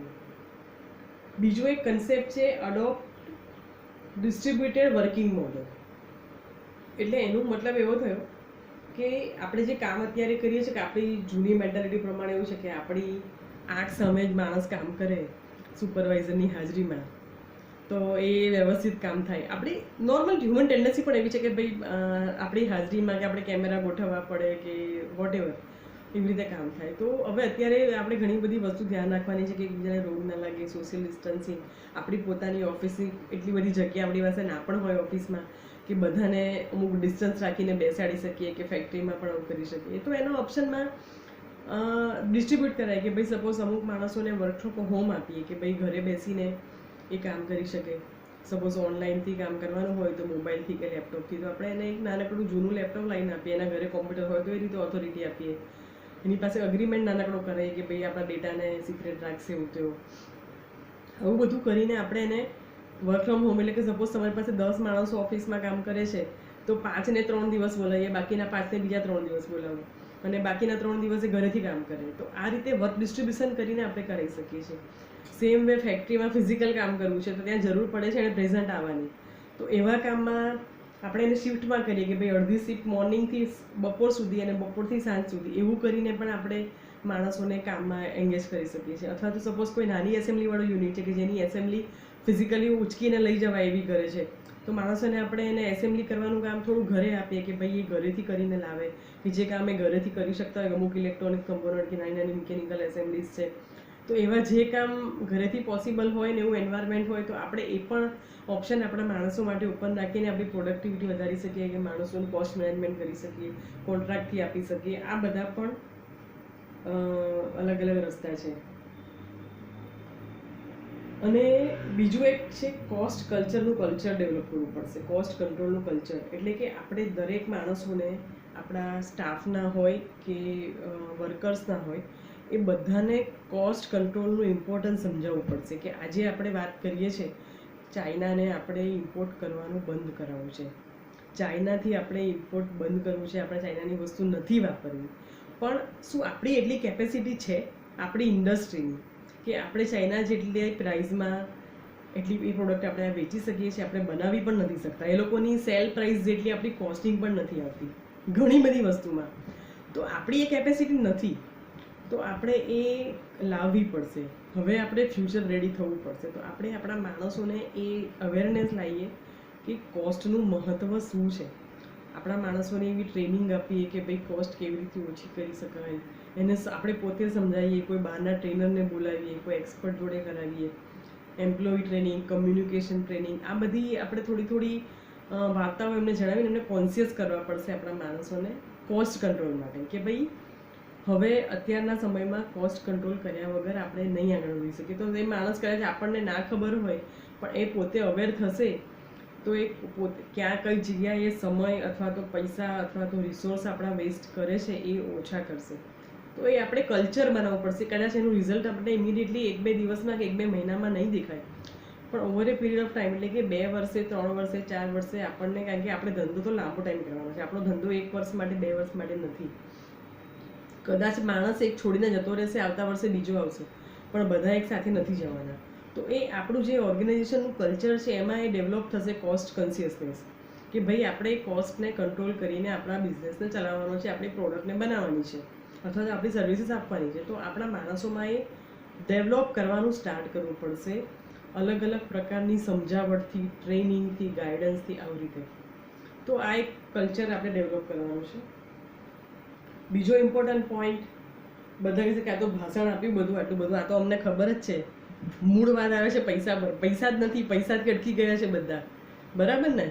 કે વર્કિંગ કેપિટલ નથી, લિક્વિડિટી નથી, કસ્ટમર એડવાન્સ પૈસા આપતા નથી, એમને મટીરિયલ ડિસ્પેચ થઈ ગયું છે અને પૈસા નથી આપતા, અને સપ્લાયરો ક્રેડિટ નથી આપતા, અને માણસોને પગાર આપવાના છે, લાઇટ બિલ ભરવાનું છે, લોનના હપ્તા ભરવાના છે. આ બધી વસ્તુઓ છે. તો મેઇન વાત તો અગેન પૈસાની છે, ફંડની છે.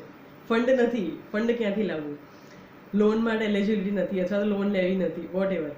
તો એના પણ થોડી આપણે વાત કરીએ કે ફંડ પ્લાનિંગ અને એનું મેનેજમેન્ટ આપણે કેવી રીતે કરવું. તો ફંડમાં એક વસ્તુ એવું છે કે તમારી શોર્ટ ટર્મ ડેટ છે, કે ભાઈ જે શોર્ટ ટર્મમાં આપવાના, સપોઝ આપણે સપ્લાયરને પૈસા આપવાના છે, તો એ આપણે જનરલી પેમેન્ટ ટર્મ આપણી 30 ડેઝ છે. તો આપણે એને રિક્વેસ્ટ કરીએ કે ભાઈ થોડોક ટાઈમ મને વધારે આપ.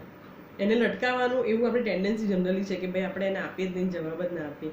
એના બદલે આપણે એવું કરીએ કે ભાઈ 10 સપ્લાયરના પૈસા બાકી છે, તો 10માંથી 5ને આપીએ કે જે બહુ ઉઘરાણી કરે છે, અને બાકીના 5 નથી કરતા એને આપણે ના આપીએ બિલકુલ. તો it's not a fair decision. તો આપણે એવું કરીએ કે ભાઈ 10માંથી થોડા થોડા બધાને આપીએ ને ભાઈ ઓપનલી વાત કે ભાઈ 30 દિવસે એટલે 60 દિવસે પૈસા મળશે, પણ અડધા અડધા આપણે એને આપતા રહીએ તો એનું કામ ચાલે.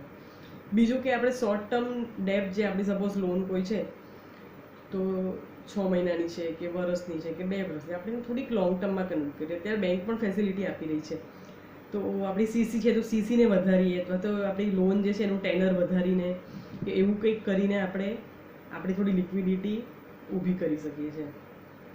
બીજો ઓપ્શન છે કે તમે સપોઝ થોડી મોટી કંપની છે, સ્મોલ, કે આપણે કોઈ પોતાની પ્રોડક્ટ બનાવીને વેચીએ છીએ, કે આપણી કોઈ સારી પ્રોડક્ટ છે, તો એક એવો ઓપ્શન વિચારો કે તમે કોઈ સાથે જોઈન્ટ વેન્ચર કરો, કે કોઈ બીજી મોટી કંપની હોય જે આવી પ્રોડક્ટ બનાવતી હોય, તો કોઈ ફોરેનની કંપની હોય કે ઇન્ડિયાની જ કોઈ બીજી મોટી કંપની હોય, એની સાથે જોઈન્ટ વેન્ચર કરો. કે સપોઝ તમારો બિઝનેસ છે તો એ અંદર પૈસા ઇન્વેસ્ટ કરીને તમારી જોઈન્ટ કંપની બનાવો. આવું કરવાથી તમારી પાસે બહારના પૈસા આવશે, ઠીક છે, એનો કંટ્રોલ બિઝનેસમાં આવશે, પણ તમારી લિક્વિડિટી ક્રાઇસિસ કોઈ જાતના વ્યાજના દેવા વગર છૂટી થઈ જશે. કે તમે એને પ્રોફિટ શેરિંગ કરશો, સામે તમારે બેંકનું વ્યાજ નહીં ભરવું પડે. અને જોઈન્ટ વેન્ચરથી કંપની, સપોઝ સામેની કંપની બ્રાન્ડ સારી છે તો તમારી કંપનીમાં બ્રાન્ડ સારી બનશે. તો આ એક જોઈન્ટ વેન્ચરવાળો પણ ઓપ્શન છે. બીજો ઇન્વેસ્ટમેન્ટ, કે સપોઝ આજકાલ તો venture capital, third party investment એવું બધું ચાલતું હોય છે. તો કોઈ સ્લીપિંગ પાર્ટનર, કે ભાઈ આપણી કંપની છે એમાં કોઈ બહારના માણસના જે ઓળખીતો હોય અથવા પ્રોફેશનલ બી પાર્ટનર્સ બધા મળે છે કે ભાઈ ઇન્વેસ્ટમેન્ટ કરવા તૈયાર હોય, તો એવું કોઈ ઇન્વેસ્ટમેન્ટ આપણે કોઈના થ્રુ કરીએ, વ્યાજે પૈસા લેવા કરતાં કોઈની પાસે, મને ખબર છે કે આપણે ગુજરાતીઓ ઘણા બધા વ્યાજે પૈસા આપે છે અને લોકો લે છે કે ભાઈ મહિનાનું અમુક ટકા વ્યાજ સમથિંગ, પણ એ બેંક કરતાં બહુ વધારે હોય. અથવા તો બેંકની લોન પણ આજે 18-20% ઘણી વાર લેવી પડતી હોય કે ભાઈ હાઈ રેટ ઓફ ઇન્ટરેસ્ટ વાળી. તો આપણે એવું કરવા કરતાં આવી રીતે કોઈનું ઇન્વેસ્ટમેન્ટ આપણા બિઝનેસમાં લઈ લઈએ તો આપણને એને વ્યાજ આપવાની ચિંતા નથી. હા, આપણે એને પ્રોફિટ આપવો પડશે, આપણે જે અર્ન કરીશું, પણ આપણે એને વ્યાજના ચક્કરમાંથી મુક્ત થઈ શકીશું. આપણામાં લિક્વિડિટી સારી હશે બિઝનેસમાં તો આપણે સારી રીતે બિઝનેસ કરીશું. આપણે ગુજરાતી બધા હોશિયાર છે બિઝનેસ કરવામાં. પૈસા મળ્યા તો આપણે સામેવાળાને રોકડા પૈસા આપીને સસ્તો માલ બી ખરીદી લઈએ, બરાબર ને? તો એ સ્ટ્રેટેજી છે બિઝનેસની, ફંડ મેનેજમેન્ટની, કે આવી રીતે કોઈનું ઇન્વેસ્ટમેન્ટ લઈને પણ આપણે આપણી લિક્વિડિટી વધારી શકીએ છીએ લોન લીધા વગર. હવે આપણી ગવર્મેન્ટની વાત કરીએ તો ગવર્મેન્ટ, સેન્ટ્રલ ગવર્મેન્ટ અને સ્ટેટ ગવર્મેન્ટ બંને સિમ્યુલેશન પેકેજ જેને કહેવાય કે ભાઈ આ રોગમાંથી લોકો ફસાયા અને લોકડાઉનમાં ફસાયા તો બધાને રાહત આપવા માટે ગવર્મેન્ટે પણ પેકેજ આપ્યું છે કે જેમાં તમને એક્સ્ટ્રા લોન મળે છે. ઇવન તમે લોકો સપોઝ એનપીએ થયેલી પણ કોઈ લોનવાળો કોઈ ફેક્ટરીવાળો છે તો એને પણ ગવર્મેન્ટ લોન આપવાનું નક્કી કર્યું છે ને આપે છે. તો આવી કોઈ લોન કોઈ જગ્યાએ તમને સબસિડી મળે છે, કોઈ જગ્યાએ વ્યાજમાંથી રિલેક્સેશન મળે છે. તો આવી બધી અલગ અલગ દરેક industry wise, industry sector wise તમારી કંપનીની સાઇઝ પ્રમાણે ગવર્મેન્ટની આવી સ્કીમ છે. તો મને એવું લાગે છે ઘણા લોકોને મેં સાથે મારી વાત થાય તો ખબર કે લોકોને ગવર્મેન્ટની આવી બધી સ્કીમ વિશેનું નોલેજ નથી હોતું કે ભાઈ કઈ સ્કીમ મારી કંપનીમાં લાગુ પડશે, કે મને કઈ સ્કીમથી સરકારી ફાયદો હું લઈ શકીશ. આવી બધી ઘણા બધાને ખબર નથી હોતી. પોતાનો બિઝનેસ પોતાની રીતે કરે છે પણ ગવર્મેન્ટના ચક્કરમાં પડતા નથી. તો આવી સ્કીમ પહેલાં તો એ છે કે તમારામાં એ સ્કીમ એપ્લિકેબલ છે કે નહીં, અથવા તો એનો લાભ તમને કેવો મળશે, કેટલો મળશે. તો એ તમે જાણકારી લો અને એ જાણકારી લીધા પછી એનો લાભ તમે લો. સરકાર પૈસા આપવા તૈયાર છે અને હવે સરકારનું ઘણું ટ્રાન્સપરન્ટ કામ, સરકારની ફેવર નથી કરતી પણ જે હકીકત છે એ કહું છું કે ટ્રાન્સપરન્ટ છે અને કામ થઈ રહ્યું છે. તો તમે જો એલિજિબલ હોય તો તમે એનો લાભ લો, ચોક્કસ લો, અને એમાંથી તમને લિક્વિડિટીના પ્રોબ્લેમ ઓછા થશે, તમને થોડી સબસિડી મળશે, થોડો વ્યાજની રાહત મળશે, તો તમે બિઝનેસમાં સારી રીતે મેનેજમેન્ટ કરી શકશો. તો આ બધા ફેક્ટર્સ ધ્યાન રાખવાથી આપણે સારી રીતે ફંડ મેનેજમેન્ટ પણ કરી શકીએ છીએ. એટલે આ બધું વિચાર લાંબુ લોંગ ટર્મ વિચારવાથી આ થઈ શકે છે. આપણે જેમ હમણાં વાત કરી કે ઓલ્ટરનેટિવ રેવન્યુ મોડલ તમે વિચાર કરીને બીજી કઈ પ્રોડક્ટ બનાવી શકો શું છે. એક એનું બહુ સરસ એક્ઝામ્પલ હું તમને આપીશ. એક કંપની છે, ઇટાલીનું આપું છું તમને, કે લોમ્બરગિની કરીને સ્પોર્ટ્સ કાર છે. બધાએ નામ તો બહુ સાંભળ્યું હશે, મોટું નામ છે. એટલે ઇટાલીમાં એક કંપની છે લોમ્બરગિની સ્પોર્ટ્સ કાર. હવે એ બહુ મોટી લાખો રૂપિયાની બહુ મોટી મોંઘી કાર બનાવે છે. એને ત્યાં સપોઝ કોઈ કસ્ટમર ઓર્ડર આપીને એની કસ્ટમાઇઝ કાર પણ કરાવી શકે. ભાઈ મારે આવું બનાવવું છે, આવું ઇન્ટિરિયર બનાવવું છે, આવી સીટ બનાવવી છે, એ બધું વોટ એવર એ બધું થઈ શકે. તો આપણને બધાને ખબર છે ન્યૂઝથી કે ઇટાલીમાં કોરોના વાયરસ સૌથી વધારે ખતરનાક રીતે રહ્યો છે. ખતરનાક એટલે કે ભાઈ એ લોકોના પર ડેના નંબર ઓફ કેસ પણ એટલા બધા હતા, પર ડે લોકો એટલા બધા ડેથ થતા હતા. અચાનક આવો રોગનો હુમલો થયો તો એ લોકો પાસે કોઈ ફેસિલિટી નથી, કે વેન્ટિલેટર્સ નહોતા, હોસ્પિટલ નહોતી, માસ્ક નહોતા, ફેસ શિલ્ડ નહોતા, આ બધી વસ્તુઓ નથી. તો તકવાદી કહેવાય ને, કે શું કહેવાય, તકવાદી માણસ છે. તો એ લોમ્બરગિનીના સીઈઓએ શું કર્યું કે એ તક ઝડપી લીધી. એણે એની પોતાની ફેક્ટરીને કન્વર્ટ કરી નાખી આ બધી પ્રોટેક્ટિવ વસ્તુઓ બનાવવામાં. હા, આપણા ગુજરાતના પણ ઘણા બધા લોકો બુદ્ધિશાળી છે, કર્યું છે. ઇવન આપણા ગુજરાતની ઘણા લોકોએ પોતાની ફેક્ટરીમાં વેન્ટિલેટર બનાવવાનું ચાલુ કર્યું, અને એ પણ just within a week time, કે ભાઈ આપણે લોકડાઉન શરૂ થયું અને અઠવાડિયામાં જ એવું નક્કી થઈ ગયું કે ભાઈ હવે આપણે મશીનરી બનાવવાનું બંધ છે તો વેન્ટિલેટર બનાવવા માંડીએ. એના બે ફાયદા: એક, તમારી વેન્ટિલેટર બનાવો અને તમારી ફેક્ટરી ઇમરજન્સી વસ્તુ બનાવવાની પ્રોડક્ટ થઈ ગઈ, તો તમારી ફેક્ટરી ચાલુ થઈ ગઈ, તમારા ફિક્સ કોસ્ટની ચિંતા ના રહી, અને તમારું રેવન્યુ, એક તમારી એડિશનલ પ્રોડક્ટ તમને મળી ગઈ કે તમને જેના પૈસા મળવાના છે. આવી ઘણી બધી પ્રોડક્ટ છે, તમે તમારી એના પ્રમાણે કેપેસિટી પ્રમાણે એમાં તમારા નોલેજ પ્રમાણે એમાં સ્વિચ થઈ શકો છો. તો હા, લોમ્બરગિનીની વાત કરું તો એ લોકોએ શું કર્યું કે એનું જે અલગ અલગ ડિપાર્ટમેન્ટ છે એને અલગ અલગ પ્રોડક્ટમાં કન્વર્ટ કરી નાખ્યા. એનું જે ઇન્ટિરિયર ડિઝાઇન બનાવવાનું, ઇન્ટિરિયર કસ્ટમાઇઝેશન કરવાનું જે ડિપાર્ટમેન્ટ હતું એમાં એણે માસ્ક બનાવવાનું ચાલુ કરી દીધું. પછી કમ્પોઝિટ મટીરિયલ ડિપાર્ટમેન્ટ જે હતું એમાં એણે ફેસ શિલ્ડ બનાવવાનું ચાલુ કરી દીધું, કે ભાઈ પ્રોટેક્ટિવ ફેસ શિલ્ડ આવે ને, કે ભાઈ એ બધાને પહેરવાથી બીજાનું ઇન્ફેક્શનથી દૂર રહેવાય ને, આ તે બધું એ એણે બનાવવાનું ચાલુ કરી દીધું. એનું આરએનડી ડિપાર્ટમેન્ટ હતું.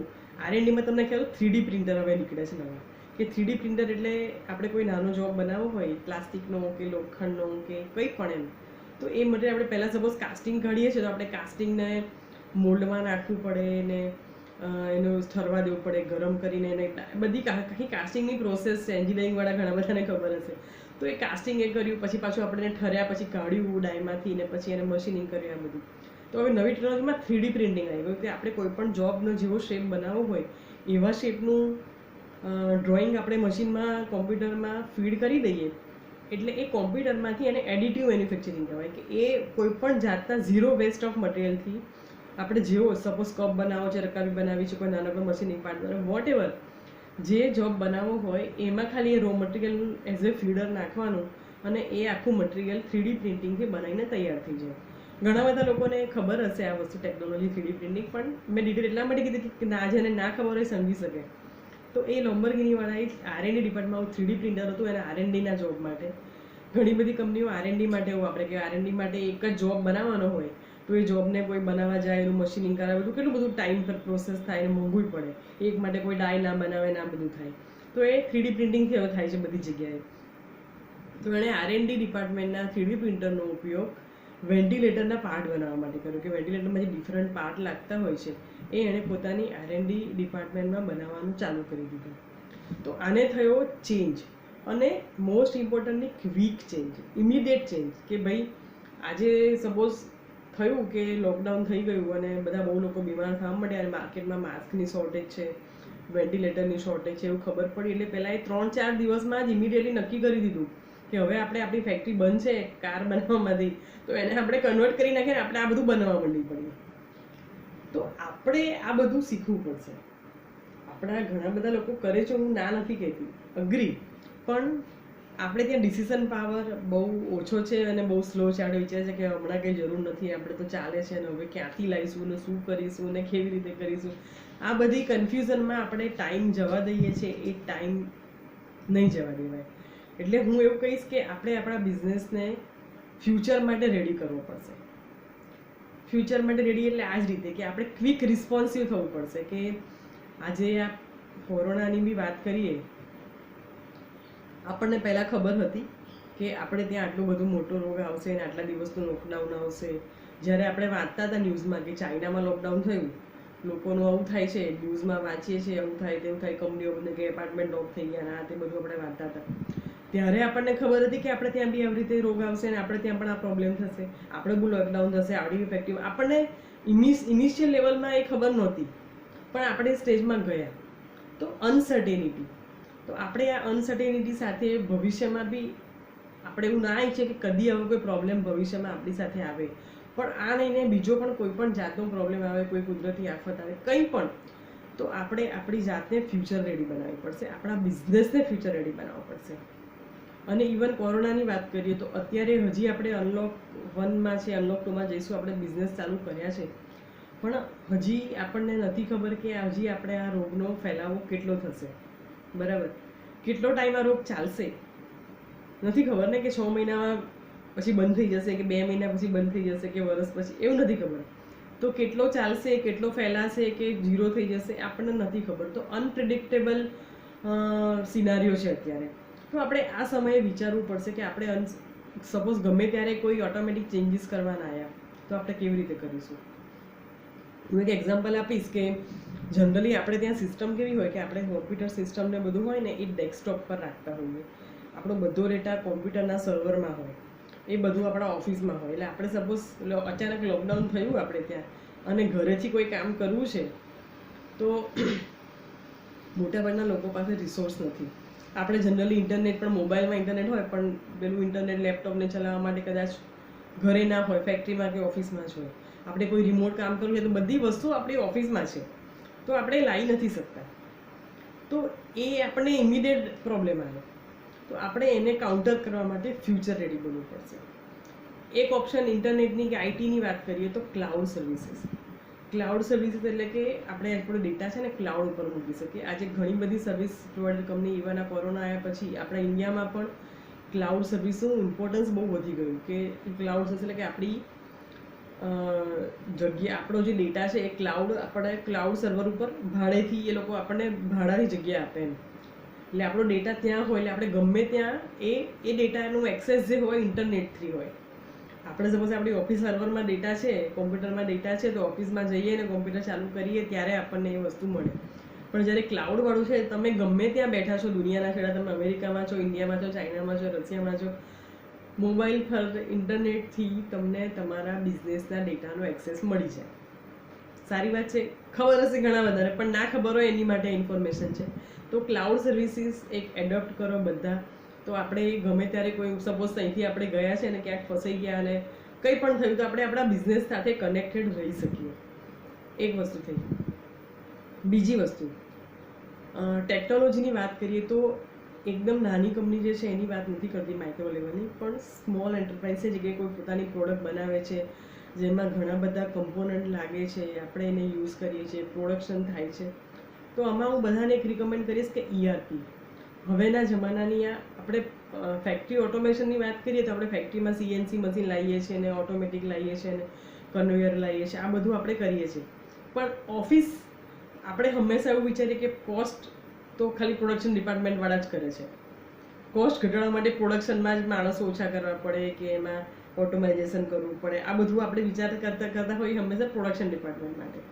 પણ એટલું જ જરૂરી છે, એટલો જ મહત્વ છે બાકીના ડિપાર્ટમેન્ટનું કે જે પ્લાનિંગ આપણે પ્લાનિંગની વાત કરીએ, પ્રોડક્શન પ્લાનિંગ, મટીરિયલ પ્લાનિંગ, પછી એની ઇન્વેન્ટરી મેનેજમેન્ટ, સ્ટોક મેનેજમેન્ટ, એની જગ્યા, માર્કેટિંગ, કસ્ટમર સપોર્ટ, આ બધા ફંક્શન, પરચેઝિંગ, આ બધા ફંક્શન્સ જે છે એટલી બધી કોસ્ટ રિડક્શન કરવાની ત્યાં ઓપોર્ચ્યુનિટી છે કે જે આપણે ઓવરલુક કરીએ છીએ, આપણે એમાં ધ્યાન નથી આપતા. હું વાત કરું છું થોડીક મોટી સાઇઝની કંપનીની કે જેનું ટર્નઓવર 4-5 કરોડથી ઉપર છે, બરાબર. તો એ લોકોને ત્યાં ERP લગાડવાથી ઘણો બધો ફાયદો થાય છે. હું એક થંબ રૂલની વાત કરું ને કે જનરિક, કે આપણે જ્યારે મેન્યુઅલ કામ કરીએ છીએ, કે સપોઝ તમે એક્સેલમાં કે વર્ડમાં ડેટા રાખો છો, કે PO ને ઇન્વોઇસ બધું એક્સેલમાં બનાવો છો, કે પછી ટેલી ERP વાપરો છો, કે પ્લાનિંગ તમે મેન્યુઅલી કરો છો, પરચેસ ઓર્ડર મેન્યુઅલી બનાવો છો એક્સેલમાં કે હાથે લખીને, કે પ્રોડક્શનમાં મેન્યુઅલી જોબ કાર્ડ બનાવો છો, આ બધા ઘણા બધા એરિયા છે કે જ્યાં આપણે મેન્યુઅલ કામ કરીએ છીએ, કોમ્પ્યુટરનો ઓછો યુઝ કરીએ છીએ, અથવા તો ERP જેવું કશું ઓટોમાઇઝેશન નથી. તો આનાથી જ્યારે આપણે ERPમાં સ્વિચ થઈએ, એક જનરલ રૂલ છે દુનિયાનો કે એટલીસ્ટ 20% કોસ્ટ સેવિંગ થાય છે. તો આપણે એનો કેમ બેનિફિટ ના લઈએ? એ ઇનડાયરેક્ટ કોસ્ટ તમને ડાયરેક્ટલી નહીં દેખાય, પણ જ્યારે તમે એને વાપરશો તો તમારા 1 વર્ષ પછી તમને બેલેન્સ શીટમાં દેખાશે, તમારા ઓવરઓલ પરફોર્મન્સમાં દેખાશે કે એમાં ઓટોમાઇઝેશનથી કેટલા બધા મેન પાવરના મેન અવર સેવ થાય છે કે જે આપણો ઓફિસનો સ્ટાફ એમાં વાપરતો હોય છે. એમાં બિઝનેસમાં ટ્રાન્સપરન્સી આવે છે, તમને ડેટા મળે છે કે સપોઝ આજે કંઈ ગડબડ થઈ, કોઈ વસ્તુ તૂટી ગઈ અને રિજેક્ટ થઈ ગઈ, તો માણસની ભૂલ થઈ તો એ ખૂણામાં મૂકી દીધું અને બીજું લઈ લીધું, બીજું ઇસ્યુ કરાવી દીધું. તમને એઝ એ ઓનર ખબર નહીં પડે કે કેટલું સ્ટોકમાં તમે શું કર્યું કે ભાઈ કન્ઝમ્પશન આમાં વધારે થયું, તમે એક આઈટમ જોવા નથી જવાના. પણ જ્યારે ERPમાં એ ખબર પડશે, એને કશું મિસયુઝ કરવાની બહુ મુશ્કેલ થઈ જશે. અને ERP સિક્યોર હોય છે. આપણે સારી કોઈ કંપનીની ERP લઈએ તો એમાં તમારે ચિંતા કરવાની જરૂર નથી કે મારા ડેટા કોઈ લઈ લેશે, કે મારા એમ્પ્લોયીને બધી વસ્તુ. તમે ERPમાં દરેક સ્ટેજ ઉપર દરેક એમ્પ્લોયી પાસે એને જોઈતી જ માહિતી આપીને તમે સિક્રેટ રાખી શકો છો. મારો એક પ્રોગ્રામ હતો ઇન્ડસ્ટ્રી એસોસિએશન સાથે. તો પ્રોગ્રામ હતો ટેકનોલોજી અપગ્રેડેશન ઇન MSME. એમાં જેટલા મેમ્બર્સ હતા એ મોટાભાગના મેમ્બર્સને એક જ ડર હતો કે અમે ERP તો લઈએ, પણ એમાં અમારા જે બાકીના એમ્પ્લોયી છે એને મારું બધું સિક્રેટ ખબર પડી જાય, કે જેમ કે સપોઝ કે આપણે કયા કસ્ટમરને કેટલામાં વેચ્યું, કે કેટલામાં ખરીદ્યું, કે કોઈનું સેલરી, આ બધી જે ડેટા છે આપણે જે સિક્રેટ રાખીએ છીએ અત્યારે, કે આપણા 1-2 માણસો પાસે હોય તો એ બધા ડિસ્ક્લોઝ થઈ જાય એવો એક ડર છે. તો એ ડર ખોટો છે, કારણ કે તમે ERPમાં એ ફેસિલિટી હોય છે કે તમે તમારા જે માણસને જેટલી ઇન્ફોર્મેશન બતાવી હોય એટલી જ જોઈ શકે, બાકીનું તમે એને ના બતાવો, એવું એમાં ફેસિલિટી છે. તો આવી રીતે ERPનો ટેકનોલોજીનો ઉપયોગ કરીને આપણે આપણી કોસ્ટ ઓછી કરી શકીએ છીએ અને ફ્યુચર રેડી પણ બની શકીએ છીએ. ERP પણ મોસ્ટલી હવેની ERP બધી ક્લાઉડ બેઝ હોય છે. એટલે સપોઝ આવું લોકડાઉન આવ્યું અથવા તમે બિઝનેસ ટ્રીપ પર બહાર ગયા છો, કંઈ પણ કન્ડિશનમાં તમે તમારા બિઝનેસ સાથે ક્લાઉડ ડેટાથી, ERP ડેટાથી કનેક્ટેડ રહી શકો છો. તો આ અત્યારે આપણને એટલું ઇમ્પોર્ટન્સ નથી, પણ ફ્યુચરમાં આની બહુ ડિમાન્ડ છે. ફ્યુચર રેડી તમારા બિઝનેસને કરવા માટે આની પર તમારે ફોકસ થોડું કરવું પડશે. અને જેમ મેં કીધું કે હવે આવા બધા કોઈને કોઈ આવી કોઈ કુદરતી આફતે કોઈ આવી તો આ બધી મુસીબતને આપણે થોડા સારી રીતે ફેસ કરી શકીએ, કાઉન્ટર કરી શકીએ એવા આપણે પ્રયત્ન કરવા પડશે. એટલે આપણા બિઝનેસને આપણે ફ્યુચર રેડી બનાવવું પડશે. એક બહુ સરસ ઓપોર્ચ્યુનિટી મને આમાં દેખાય છે કે અત્યારે આપણને ખબર છે કે ઇમ્પોર્ટ ચાઇનાથી ઘણું બધું નથી આવતું, બંધ કરવાનું છે, આપણે નથી લાવવું. ગ્લોબલ સપ્લાય ચેન ડિસ્ટર્બ છે કે બહારનું આપણી પાસે ઘણા બધા લોકો કે ભાઈ આનો માલ નથી, ને સપોઝ આ 2 મહિના માલ બીજા સ્ટેટમાંથી આવવાનો હતો કે બીજા દેશમાંથી આવવાનો હતો, માલ નથી મળી રહ્યો. તો આપણે આપણી વેલ્યુ ચેન ઇન્ક્રીઝ કરી શકીએ. સપોઝ તમારે કોઈ રો મટીરિયલ લાગે છે અને તમને નથી મળતું, તમે પોસિબલી ટ્રાય કરો કે તમે એ રો મટીરિયલ જાતે જ બનાવો. જે બી ઇનપુટ મટીરિયલ હોય જાતે બનાવવાની કોશિશ કરીએ તો આપણી પ્રોડક્ટ લાઇન પણ એડ થશે આપણી ફેસિલિટી યુટિલાઇઝ થશે, માણસોને કાઢવા નહીં પડે, આપણે એમાં લગાડી દઈશું અને આપણે સપ્લાયર પર ડિપેન્ડ નહીં રહીએ. તો આપણે આ બધા રસ્તાથી આપણી વેલ્યુ છે ને, એટલે કે આપણી ઇનપુટ મટીરિયલ જે આપણે બહારથી પરચેસ કરીએ છીએ અને જાતે બનાવવાથી પણ આપણે એની જે એક રિસ્ટ્રિક્શન છે કે ભાઈ મટીરિયલ નથી મળતું, આપણું કામ અટકી ગયું, એ ના થાય. તો આવા ઘણા બધા ઓપ્શન્સ છે, આપણે વિચારીને કામ કરી શકીએ છીએ. મને લાગે છે કે આ ઘણી બધી વાત થઈ ગઈ અને તમને લોકોને આમાંથી કંઈક તો, બધું નહીં તો પણ કંઈક તો તમને લોકોને દરેકને કંઈક ને કંઈક આમાંથી કામ લાગશે જ. મેં મારા બેસ્ટ નોલેજ પ્રમાણે અને સમયની મર્યાદા પ્રમાણે જેટલું શેર કરી શકાતું એટલું બહુ સારી રીતે કરવાની કોશિશ કરી છે. છતાં પણ કંઈક હોય તો તમને કંઈક લાગતું હોય કે બરાબર નથી કે આમાં કંઈ એડ કરાય, તમારે ચોક્કસ ફીડબેક આપજો. અને તમારો બધાનો ખૂબ ખૂબ આભાર મારો આટલો લાંબો વિડીયો સાંભળવા માટે, જોવા માટે. અને તમને કોઈ પણ ક્વેશ્ચન્સ હોય તો તમે મારી સાથે કોન્ટેક્ટ કરી શકો છો ફોનથી અને વોટ્સઅપથી. મને ફોન કરવો હોય તો પ્લીઝ મારી સાથે મેસેજથી ટાઈમ લઈને પછી ફોન કરજો, જેથી કરીને હું તમારી સાથે વાત કરી શકું. હું બીજા કોઈ કામમાં કે બીજી કોઈ કસ્ટમર સાથેની મિટિંગમાં કે કોઈ પ્રોગ્રામમાં બિઝી હોઉં તો તમારો ફોન અટેન્ડ ન કરવો. એટલે એકવાર ટાઈમ લીધા પછી આપણે ફોનથી ડેફિનેટલી વાત કરી શકીએ છીએ. અને બીજી એક નાનકડો પ્રોગ્રામ હું વિચારી રહી છું કે નેક્સ્ટ જુલાઈના 2nd કે 3rd વીકમાં હું ચાલુ કરીશ. એવો વિચારું છું કે એક ગ્રુપ પ્રોગ્રામ પણ ઓનલાઈન પ્રોગ્રામ કરું, કે આપણા જે આજે શોર્ટમાં જે આપણે વાત કરી બિઝનેસ પ્રોસેસ ચેન્જીસની, તો આવી આપણે ડિટેલમાં થોડી ડિસ્કશન કરી શકીએ દરેક ડિપાર્ટમેન્ટ. અને સ્પેસિફિકલી મારો પ્લાન છે ઇન્ડસ્ટ્રી વાઇઝ, કે ભાઈ એન્જિનિયરિંગ ઇન્ડસ્ટ્રી રિલેટેડ જ હોય કે ફાર્માસ્યુટિકલ રિલેટેડ જ હોય, તો ઇલેક્ટ્રિકલ ઇન્ડસ્ટ્રી રિલેટેડ જ હોય. હવે ઇન્ડસ્ટ્રી રિલેટેડ વાઇઝ એક ગ્રુપ પ્રોગ્રામ પ્લાન કરી રહી છું, એ પણ આપણે ગુજરાતના લોકો માટે જ, ખાસ કરીને ગુજરાતીમાં ઓનલાઈન. સેમ વે એમાં આપણે આવી રીતે 1 કલાકના કરીને ટોટલ 10 થી 12 કલાકનું એક આવું દરેક ડિપાર્ટમેન્ટ વાઇઝ, ફંક્શન્સ વાઇઝ કેવી રીતે ઇમ્પ્રૂવ કરી શકાય એના આપણે સેશન રાખીશું એક ગ્રુપ પ્રોગ્રામમાં, કે બધાને એક સાથે જોઈ શકે. એના સિવાય પર્સનલાઇઝ કમ્યુનિકેશન રાખવાનું પ્લાન કર્યું છે એમાં, કે સપોઝ આપણે તમે લોકોએ મારો પ્રોગ્રામ સાથે પણ દરેક ફેક્ટરીના, દરેક બિઝનેસના અલગ અલગ પ્રોબ્લેમ્સ હોય, એના સોલ્યુશન પણ અલગ અલગ હોય. એક લાકડીએ બધાને ના હંકાય, બરાબર? તો દરેક બિઝનેસ માટે અલગ અલગ જે પ્રોબ્લેમ છે એના કસ્ટમાઇઝ સોલ્યુશન હોય, કે દરેક બિઝનેસ સોલ્યુશન અલગ અલગ હોય. તો એના સોલ્યુશન માટે તમે મારી સાથે પ્રોગ્રામના ભાગરૂપે વાત કરી શકો છો.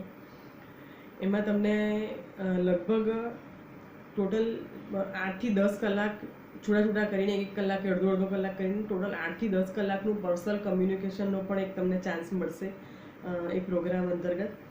આ પ્રોગ્રામ મારો ફ્રી નહીં હોય, હું નોમિનલ ચાર્જ એમાં લઈશ, હું મહેનત કરીશ, બે નોમિનલ ચાર્જીસ લઈશ. પણ તમને જો લાગતું હોય કે મારી સ્કિલથી કે મારા નોલેજથી કે મારી એક્સપિરિયન્સથી તમને લોકોને કંઈક ફાયદો થાય એવું લાગતું હોય તો ચોક્કસ મારી સાથે કનેક્ટ થજો અને એ પ્રોગ્રામનો ભાગ લેજો. આઈ એમ પ્રીટી શ્યોર કે તમને ડેફિનેટલી ફાયદો થશે અને તમે એમાંથી ઘણું બધું તમારા બિઝનેસને ઇમ્પ્રૂવ કરી શકશો. થેન્ક યુ અગેન મારો પ્રોગ્રામ સાંભળવા બદલ. અને કંઈક તમને ખોટું લાગ્યું હોય તો મને ફીડબેક ચોક્કસ આપજો, તો ફ્યુચરમાં ઇમ્પ્રૂવ કરી શકું. Wish you good luck. હું ઈચ્છું કે બધી જ MSME બહુ જ પ્રોસ્પર થાય અને મોટી કોર્પોરેટ સાથે ખભે મિલાવીને આપણે GDPમાં કન્ટ્રીબ્યુટ કરી શકીએ, આપણા એક્સપોર્ટમાં કન્ટ્રીબ્યુટ કરી શકીએ, આપણી ઇમ્પોર્ટરની એક્સપોર્ટર બની જઈએ MSME વાળા બધા, એવું હું ઈચ્છું છું. અને કંઈ પણ તમને ક્વેશ્ચન્સ હોય, તમને કંઈ જરૂર હોય તો પ્લીઝ મને કોન્ટેક્ટ કરજો. મારી ઓફિસ મકરપુરા GIDCમાં જ છે, VCCI બિલ્ડિંગમાં મારી ઓફિસ છે. પણ હું તમને ઓફિસમાં હંમેશા નહીં મળું, કારણ કે હું બહાર પણ હોઉં છું. એટલે મને મળવું હોય તો ફોન કરીને ચોક્કસ આવજો. You are most welcome. આપણે આગળ વાત કરીશું. કંઈ ક્વેશ્ચન્સ હોય તો પણ આપણે ફોનથી કે વોટ્સઅપથી વાત કરીશું. મારો મોબાઈલ નંબર એકવાર આપી દઉં છું, વોટ્સઅપ નંબર પણ છે 9106708639. Wish you good luck. Thank you very much. Jai Hind.